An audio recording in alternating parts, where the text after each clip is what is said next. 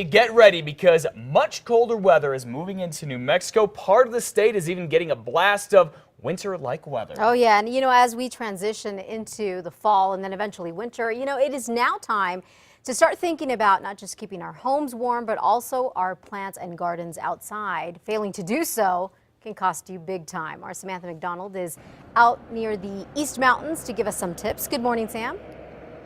Good morning, guys. Well, as you can see, maybe it's snowing here. It's pretty cold. I hear it's only going to get colder. And let's face it, no one wants to waste money. So we have some tips for you on how to keep your plants healthy all winter long. There are two things you're going to have to do. That's put on mulch and fertilizer. That's what experts tell me. Winterizer is a fertilizer designed to feed your plants during the winter months. The owner of Jericho Nursery recommends you put down winterizer first, then on top, put on the mulching. Mulching holds moisture and keeps the root base warm. He says 2 to 3 inches will do the trick. Sprinkle that on your trees, shrubs, and winter plants like kale and pansies. Well, this is a fattening up food for wintertime. It takes them into winter so that they're strengthened, sturdiness, cell structure is developed, so they come out in the spring much stronger and healthier. That expert says don't expect your summer plants to last more than 2 weeks before they freeze, but in the meantime, you can put a cover on them. Back to you guys. All right, Samantha, thank you so much. It sure does look cold out there. Hey, how about that? Some snow flurries, snowflakes that falling there in the East Mountains. By the way, Sam's going to be back with us in the next half hour. She's going to be talking about your pets. All right, now at 5:03, we're going to talk about construction for the Paseo Del Norte I-25 interchange. You know it started yesterday, and so did the traffic to get home, particularly after work. Take a look at this. Captured by Sky News 13, it may just be the new normal for folks who go northbound I-25 after work and try to get off at Paseo, at least until construction ends. In the heart of rush hour, the backup to get onto Paseo to the exit there stretched a couple miles down I-25. And again, this is just regular traffic, no crash. It can take almost a half hour, we found, just to get onto Paseo from I-25, then extra time to go reach Jefferson.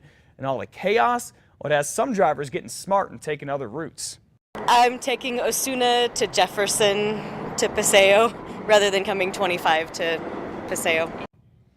Sounds like a good idea until other drivers start to do the same thing and those other roads get backed up. Of course, the whole point of this overhaul is so you don't have to sit at that light on Paseo. When you exit I-25, there are no closures for drivers using eastbound Paseo to get onto southbound I-25, so that might not affect your morning commute, but soon enough those closures will be coming, we are told.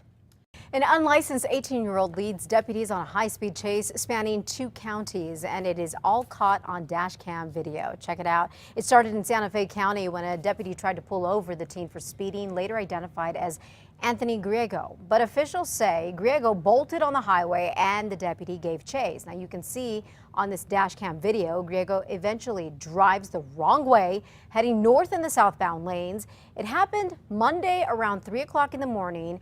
At times, the teen turns his lights off, even drives in circles, trying to avoid the deputy. Deputies say he then turns into a small residential street, slamming into a guardrail. But then get this, he makes one last effort to run. He's currently on probation for a felony, and so in his mind he thought it would be better to try and outrun the officer. The teen was finally arrested. He was, by the way, on probation for burglary charges.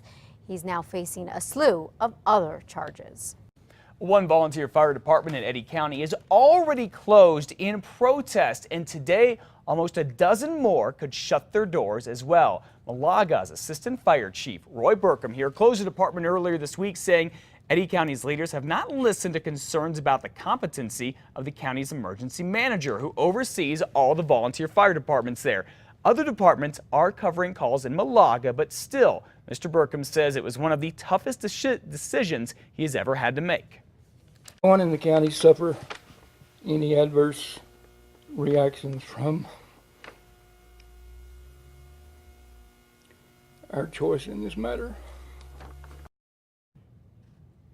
Mr. Burkham and Malaga's fire chief were fired after they closed the department this week, but they say they would love to go back to work once the county's leaders address their concerns. Now, as for the other volunteer fire departments in Eddy County, They are meeting tonight, and another fire chief tells us at least 8 more volunteer departments could close in protest. Money used to fund life-saving programs such as UNM's Cancer Center is in serious jeopardy because of a mistake made about 10 years ago. Last night on special assignment, News 13's Katie Kim reported New Mexico could face a $10 million reduction, possibly more, next year in tobacco settlements. Now, the state gets about $40 million a year to pay for cancer research and treatment programs. It all stems from a recent ruling that says New Mexico did not hold up its end of the deal in the year 2003. New Mexico Assistant Attorney General Ari Birnov says future years could be in dispute. The tobacco industry sees an opportunity to take back some of the money that it rightfully owes the states, that it's exploiting a loophole to do that. To watch this full report, log on to KRQE.com, or you can tune in tonight on 2 Casa Fox at 9.